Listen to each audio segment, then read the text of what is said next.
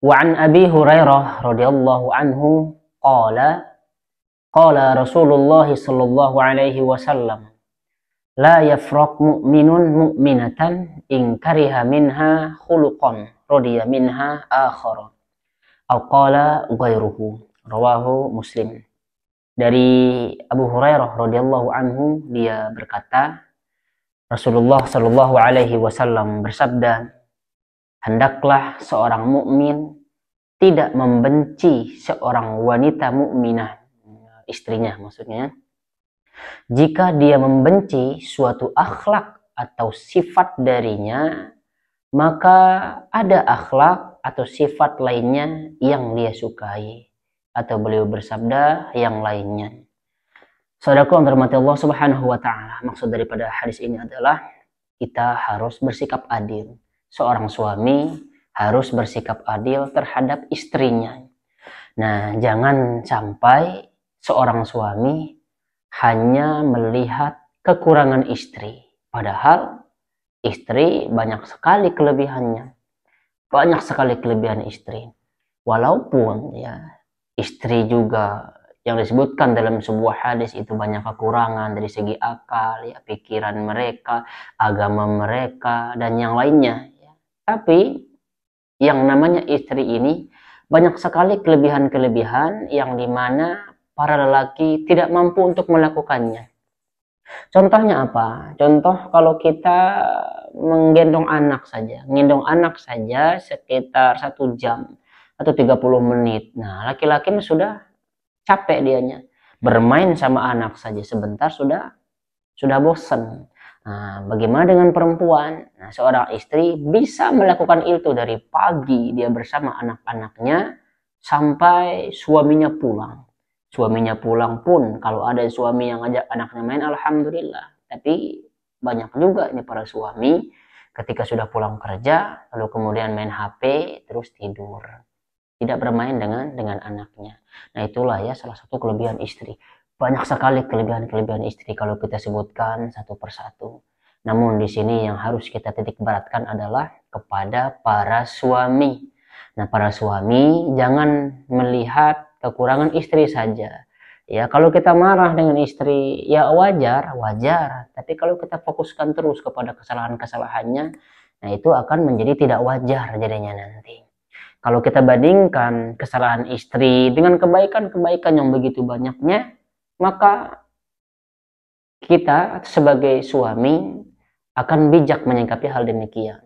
Anak ini misalkannya, anaknya jatuh, habis istrinya dimarah-marahin. Nah, apalagi di depan umum dimarah-marahinnya, itu tidak bijak. Sebab apa? Tidak mungkin seorang istri itu standby 24 jam melihat anaknya. Mengontrol anaknya tidak mungkin. Nah, makanya kalau ada kesalahan dalam mendidik anak sedikit, tidak mengapa, itu manusia. Karena manusia ini tidak ada yang namanya manusia yang sempurna. Ya. Adil di sini juga harus bisa, ya, kita harus bisa mengimbangkan, harus bisa mengimbangi antara hal yang buruk dengan yang baiknya. Tapi kalau misalkan kita hitung-hitung jauh lah, pasti akan lebih banyak kebaikannya daripada keburukannya. Begitu juga dengan kita. Kita sebagai suami juga harus introspeksi.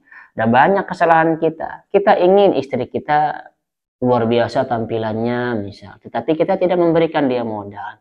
Kita ingin istri kita untuk berpenampilan, berpakaian yang bagus. Tapi kita susah sekali mengeluarkan uang untuk membelikan pakaian buat dia. Nah, ini kan kita tidak adil namanya. Oleh karenanya, sebagai suami yang bijak, suami yang adil, akan bisa mengimbangi keburukan dan kebaikan istri. Satu hal juga bagi suami, ya, jangan sampai membicarakan keburukan istri kepada teman-teman kita. Jangan. Apalagi di depan umum, misalnya lagi kumpul-kumpul bareng, akhirnya lama-kelamaan membicarakan keburukan istri. Nah, ini yang kesalahan sekali ya buat para suami. Kenapa saya katakan itu kesalahan? Nah, secara tidak langsung, ketika suami membicarakan keburukan istri, maka suami ini juga membicarakan kekurangan dia sendiri. Sebab apa? Karena dia adalah nakhoda dalam rumah tangga. Dia adalah pemimpin dalam rumah tangga. Oleh karena itu, kalau ada suami yang terang-terangan membicarakan keburukan, kekurangan istrinya, itu sama halnya dia membicarakan kekurangannya sebagai pemimpin, kekurangannya yang tidak mampu untuk mendidik istrinya, kekurangannya tidak mampu untuk mengontrol istrinya. Itu sebenarnya pada zahirnya memang orang akan melihat, oh iya ya istrinya si fulan begini, begini, dan begini. Tapi faktanya, nah hakikatnya si suamilah yang tidak becus. Si suamilah yang tidak mampu untuk memimpin sebuah kapal, untuk memimpin sebuah rumah tangga tersebut. Oleh karenanya ya, nasihat saya sebagai suami dan kepada suami-suami yang lain juga, ingatlah kebaikan istri kita. Sesekali istri bisa jadi melakukan kesalahan. Lihat bagaimana dia capeknya setiap hari mendidik anak, menjaga anak, memberi makan, mengganti pakaian, nyetrika, nyuci pakaian, nyuci piring, masak pagi, sore, siang. Masya Allah luar biasa. Banyak sekali tugas istri yang ternyata kalau kita hitung-hitung, kita akan jadi sadar sebagai suami. Kita akan ngaca. Kita ingin istri kita demikian, maka kita fasilitaskan. Kita ingin istri kita demikian. Kita berikan dia fasilitasnya. Supaya kita juga istri juga senang kepada keputusan suami. Suami misalkan kamu harus begini, dia katakan ke istrinya. Tapi dia sediakan fasilitasnya. Nah, contohnya suami ingin dimasakin